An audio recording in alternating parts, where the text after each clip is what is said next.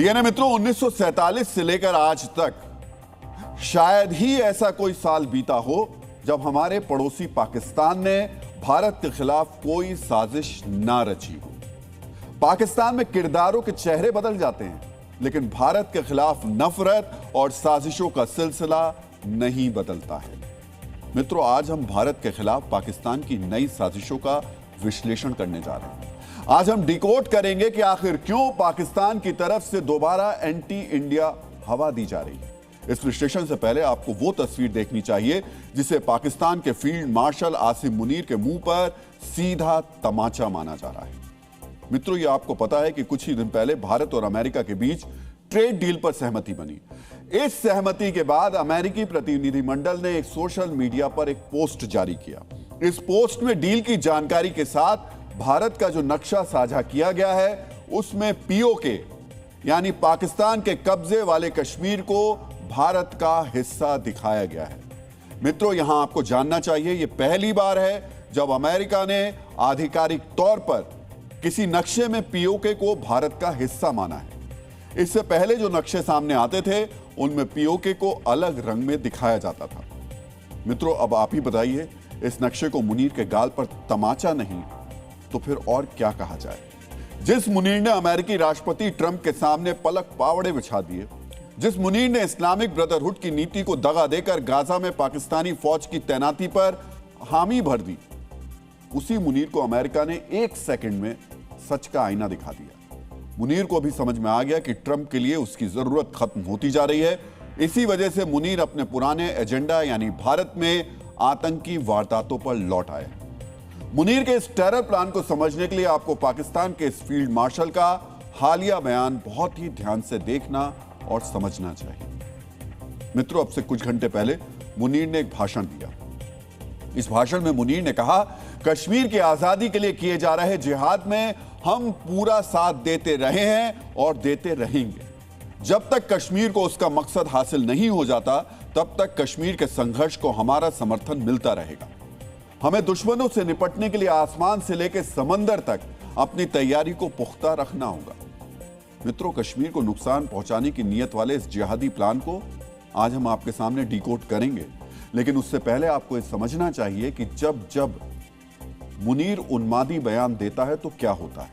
अब हम आपको पाकिस्तान के इस जिहादी जनरल की नफरत से भरी क्रोनोलॉजी यानी टाइमलाइन दिखाने जा रहे हैं। मित्रों, पिछले साल फरवरी के महीने में मुनीर ने कहा था कि कश्मीर के लिए वो 10 जंग लड़ने के लिए भी तैयार है। इस बयान के बाद अप्रैल में ही पहलगाम में वो कायराना आतंकी हमला किया गया, जिसमें हिंदुओं का उनका धर्म पूछकर मारा गया। इससे पहले अक्टूबर 2024 में मुनीर ने कहा था, मुस्लिम पाकिस्तान उस भारत के साथ नहीं रह सकता जहां हिंदू रहते हैं। इस बयान के ठीक बाद 10 यानी 20 अक्टूबर 2024 को कश्मीर के गगनगीर में आतंकी हमला हुआ, जिसमें 7 लोगों की मौत हो गई। मित्रों, मुनीर की यह हिस्ट्री शीट खुद ब खुद बताती है कि जब जब मुनीर कोई बड़ा आतंकी हमला प्लान करता है, तो उससे पहले मुनीर की जुबान से जिहाद जैसे अल्फाज ही निकलते हैं।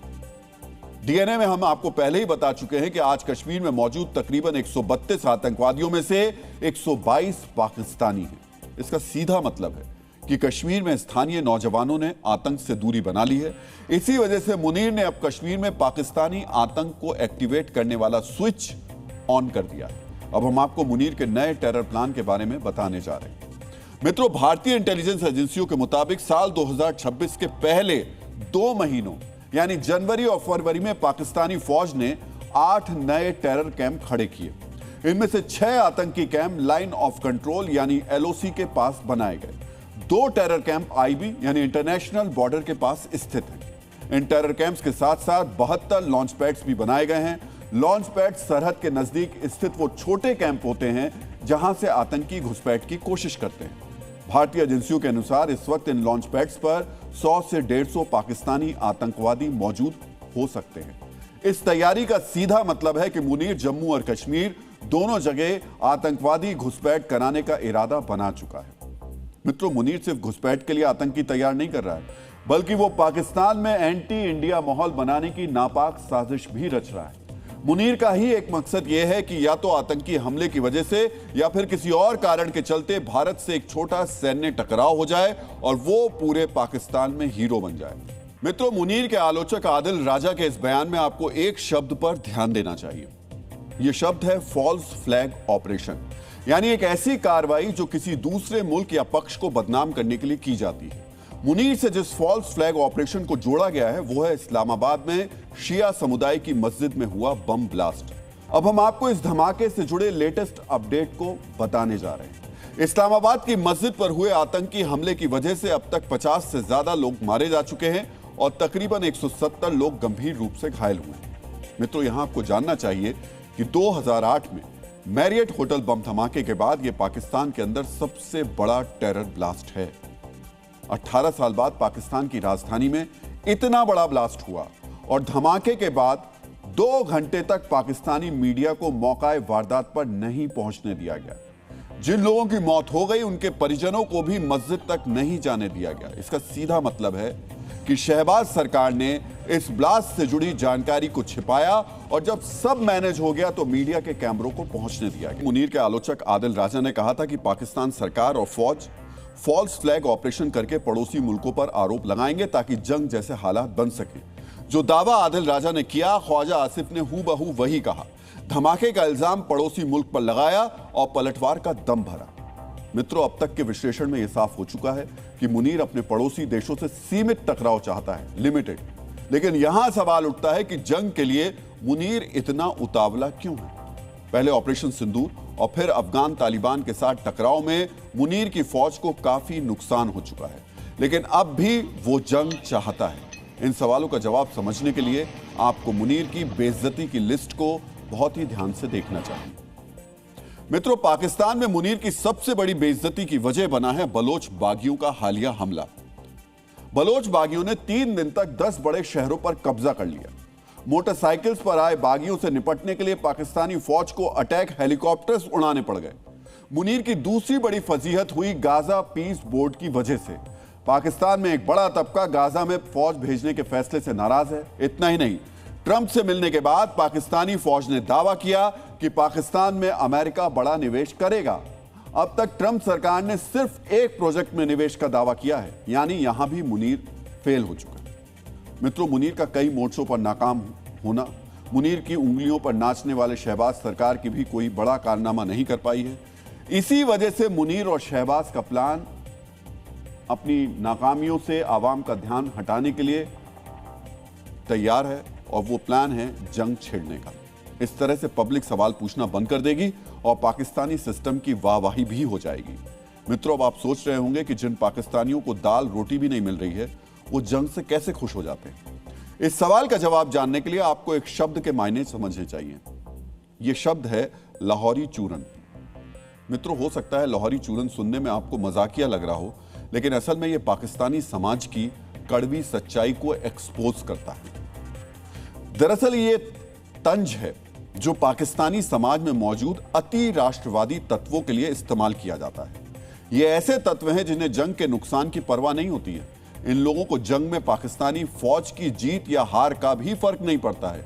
ये लोग सिर्फ अपनी फौज के जंग लड़ने भर से खुश हो जाते हैं और भूखे पेट होने के बाद भी अपनी फौज की तारीफों में तालियां बजाने लगते हैं।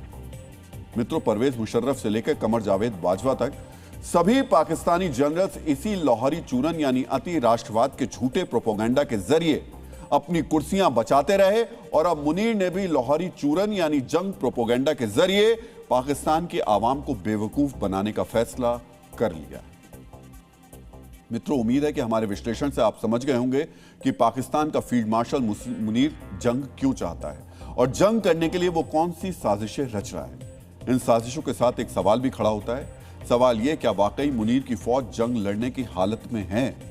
क्या पाकिस्तानी आर्मी किसी प्रतिद्वंदी के सामने खड़ा होने की कुव्वत रखती है? अब हम आपके लिए पाकिस्तानी फौज के वर्तमान संकटों का विश्लेषण भी करने जा रहे हैं। मित्रों, शहबाज सरकार ने भले ही रक्षा बजट में 20% की बढ़ोतरी की है, लेकिन पेंशन काफी कम कर दी है, जिसकी वजह से जवानों और अफसरों में नाराजगी है।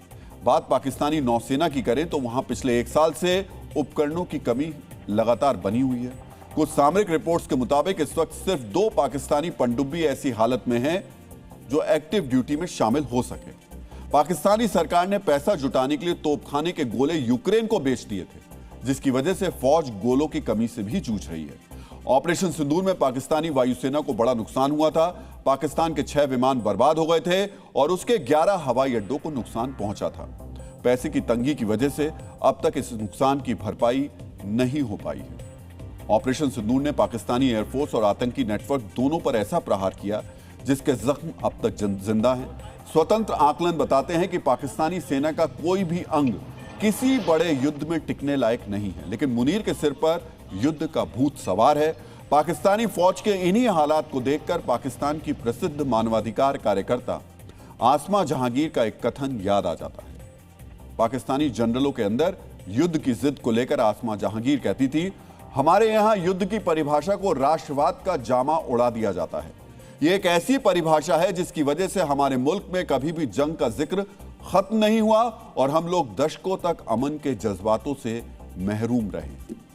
मित्रों, हिंदी की एक कहावत है, घर फूंक कर तमाशा देखना। मुनीर भी कुछ ऐसा ही कर रहा है। अपनी जंगी जिद को पूरा करने के लिए वो पाकिस्तान के वजूद को दांव पर लगा रहा है। मुनीर की इन्हीं साजिशों को देखते हुए भारत ने भी पाकिस्तानी फील्ड मार्शल को एक बड़ा संकेत दिया है। यह संकेत भारतीय वायुसेना की मेगा वॉर एक्सरसाइज यानी एक बड़े युद्धाभ्यास की शक्ल में दिया गया है। अब हम आपको इसी युद्धाभ्यास से जुड़ा अपडेट बताने जा रहे हैं। मित्रों, इस युद्धाभ्यास को नाम दिया गया है वायु शक्ति 2026। इस अभ्यास के लिए वायुसेना के पश्चिमी सेक्टर यानी राजस्थान के जैसलमेर को चुना गया है। इस अभ्यास में वायुसेना के कुल 120 विमान शामिल होंगे। अगर फाइटर जेट्स की बात करें तो रफाल के साथ साथ सुखोई 30, तेजस और मिराज इस एक्सरसाइज का हिस्सा बनेंगे। फाइटर जेट्स के साथ अपाचे अटैक हेलीकॉप्टर्स और C-130 ट्रांसपोर्ट एयरक्राफ्ट भी वायु शक्ति 2026 में शामिल होंगे। भारतीय वायुसेना का युद्धाभ्यास 27 फरवरी से शुरू होगा। मित्रों, यहां आपको जानना चाहिए कि ऑपरेशन सिंदूर के बाद यह वायुसेना का दूसरा बड़ा सैन्य अभ्यास है। इससे पहले वायुसेना ने त्रिशूल नाम का युद्धाभ्यास किया था। यह एक्सरसाइज भी पश्चिमी सेक्टर यानी राजस्थान और गुजरात में की गई थी। ऑपरेशन सिंदूर जैसी बड़ी कार्रवाई के बाद 2 बड़े युद्धाभ्यास और दोनों का टारगेट पाकिस्तान वाले मोर्चे के लिए तैयारी करना। अगर आप इन सभी तारों को जोड़ेंगे तो आपको समझ में आ जाएगा आखिर क्यों वायुसेना की इस तैयारी से पाकिस्तान में खलबली मची हुई है। भारतीय सेना के सभी अंग लगातार अपनी रणनीति को धार दे रहे हैं ताकि अगर ऑपरेशन 2.0 करने की जरूरत पड़ी तो पाकिस्तान को पिछली बार से ज्यादा चौंकाया जा सके, ज्यादा नुकसान पहुंचाया जा सके। मित्रों, अर्थशास्त्र के रचयिता आचार्य चाणक्य की महत्वपूर्ण नीतियों में से एक थी शतघूर्णे। शतघूर्णे में चाणक्य ने लिखा था, शत्रु को अपनी शक्ति के प्रमाण देते रहने चाहिए। आचार्य चाणक्य शक्ति प्रदर्शन को शत्रु पर मानसिक दबाव बनाने का तरीका मानते थे। पाकिस्तान को लेकर भारत ने भी एक ऐसा ही कदम उठाया है। अब हम आपको भारत के इसी शक्ति प्रदर्शन से जुड़ी जानकारी देने जा रहे हैं। मित्रों, भारत की सामरिक शोध करने वाली एजेंसी DRDO ने अग्नि 3 मिसाइल का सफल परीक्षण किया है। इस टेस्ट में जिस मिसाइल को इस्तेमाल किया गया उसकी रेंज 3500 किलोमीटर है। यहां आपको जानना चाहिए कि अग्नि 3 पर 1.5 टन का एटमी हथियार भी लोड किया जा सकता है। मित्रों, इस एक परीक्षण से भारत ने पाकिस्तान को 2 संदेश दिए। एटमी हथियार वाली मिसाइल के जरिए पहला संदेश यह दिया कि पाकिस्तान की घिसी पिटी परमाणु बम वाली धमकी का अब भारत पर कोई असर नहीं पड़ेगा। दूसरा संदेश यह दिया कि 3500-3500 किलोमीटर की रेंज वाली यह मिसाइल पाकिस्तान के किसी भी हिस्से को ध्वस्त कर सकती है। पाकिस्तान के लिए बेहतर यही होगा कि भारत के शक्ति प्रदर्शन से पाकिस्तानी सरकार और पाकिस्तानी फौज दोनों की आंखें खुल जाएं, ताकि आर्थिक रूप से कंगाल पाकिस्तान हर मोर्चे पर बदहाल न हो जाए।